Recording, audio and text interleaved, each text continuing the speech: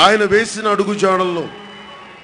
అంటే నేను ఈ రోజున బెహెన్జీ మాయావతి గారి కష్టాన్ని ఎలా తెలుసుకోగలనంటే, నేను ఇంత పెద్ద నటుడిని, ఇన్ని కోట్ల మందికి తెలిసిన వాడిని, కోట్లు సంపాదించేవాడిని, ఒక పార్టీ పెట్టాలంటే ఎన్ని రకాలుగా నలిగిపోవాలి, ఎన్ని రకాలుగా తిట్లు తినాలి, ఎన్ని రకాలుగా ఇబ్బందులు పడాలి. అలాంటిది ఆవిడ ప్రారంభించిన రోజున బెహెన్జీ మాయావతి గారు, ఆవిడ పండిట్ జవహర్లాల్ నెహ్రూ గారి కూతురు కాదు, ఇందిరాగాంధీ గారిలాగా,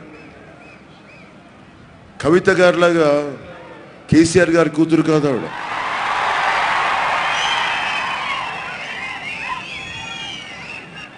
ఉన్నత కులాల నుంచి వచ్చిన బిడ్డ కాదు, ఆడబిడ్డ కాదు. ఒక సామాన్య బస్తీల్లో పెరిగే ఒక చిన్నపాటి పోస్టల్ క్లర్క్ కూతురు.